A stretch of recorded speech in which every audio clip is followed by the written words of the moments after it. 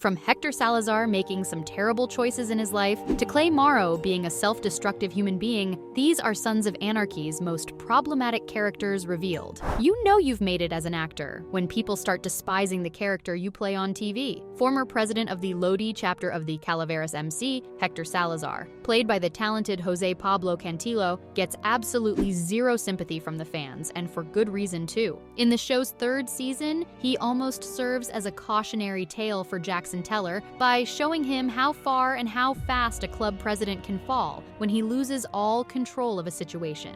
That's a lesson Jax will carry on with him in later seasons. There are plenty of issues with Salazar and what he's done over the course of the show. The Calaveras, who often work for the Mayans, are held responsible for terribly screwing up a number of jobs, especially the murder of one of the Grim Bastards, which is a club friendly to Sam Crow. Salazar also takes Juice's cut when he has him jumped, which was totally unnecessary, and a humiliation that Juice could have done without. Finally, after a string of screwed up events, the Mayans president Alvarez kicks Salazar out of his own MC. But if Hector's character had to be boiled down to one particular moment, it's gotta be when he savagely beat up Lumpy, the gym owner with ties to Sam Crow. Yep, after being kicked out, Salazar decides to go into business for himself, and thinks it would be a great idea to start a war between Sam Crow and the Mayans. He then bashes the poor, sweet old gym owner and blames it on the Mayans. This man has more red flags than I can count. But that awful plan fails, and he kidnaps Jax's wife Tara and threatens to kill her unless the Sons kill Alvarez and pay him $250,000 from the Mayans' money. That genius scheme also goes horribly wrong, and Hector Salazar is possessed with a terrible combination of poor judgment, anger management issues, and worst of all, incompetence. He's basically a hot mess by the time Jax has had enough and finally stabs him to death. A sorry end to one of the most hated characters in the show.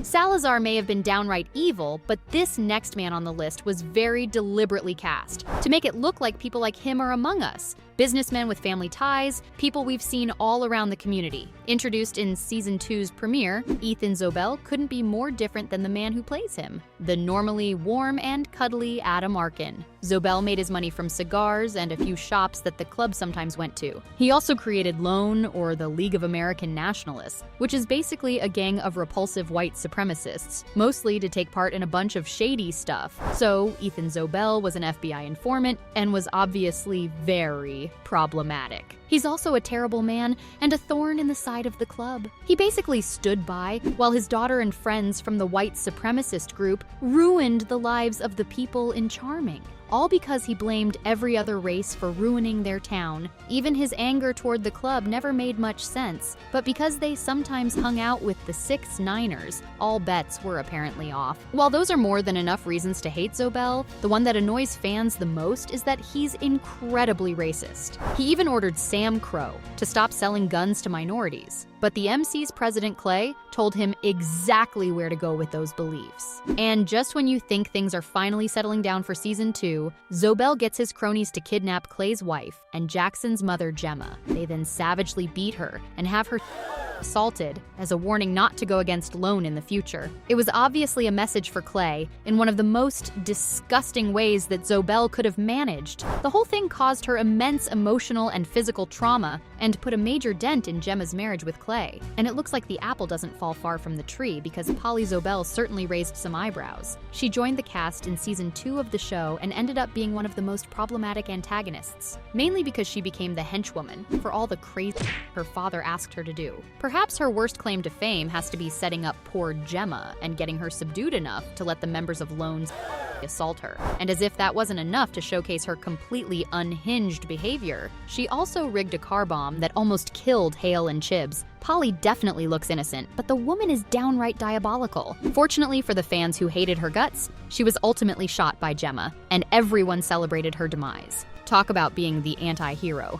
But all of this brings us to Lady Macbeth herself, Gemma Teller Morrow. Some of you might sympathize with Gemma's fascinating character, but she's not exactly a poor, submissive woman who's been dealt a bad hand in life.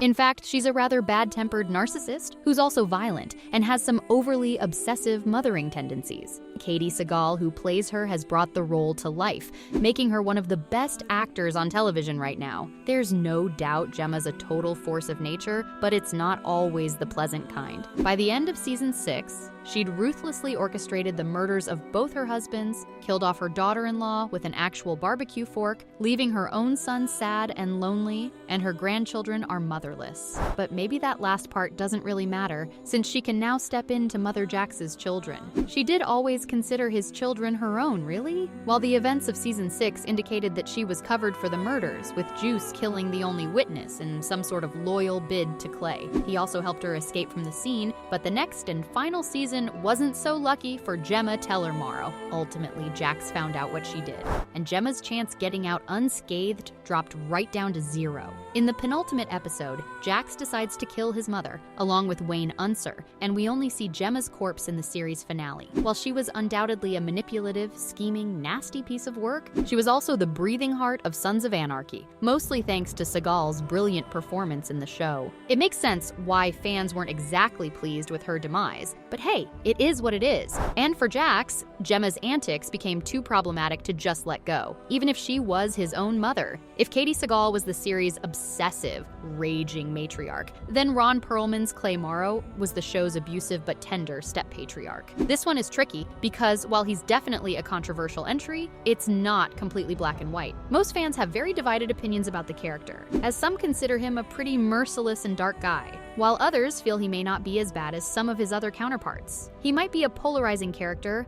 but he's not without his fair share of problematic behavior. So many of the events that led to the tragic finale of season 6 were 100% Clay's fault.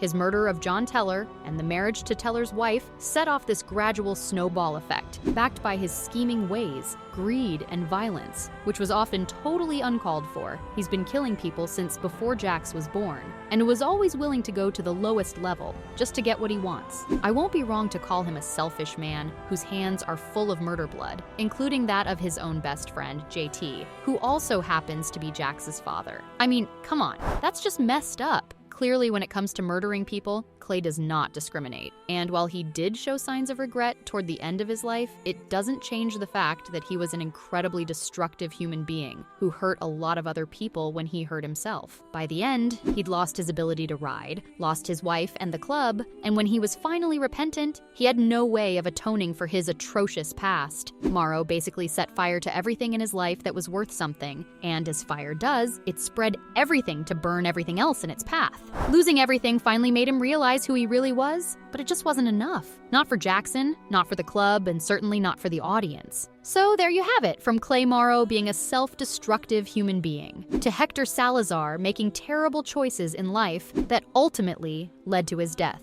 These were Sons of Anarchy's most problematic characters.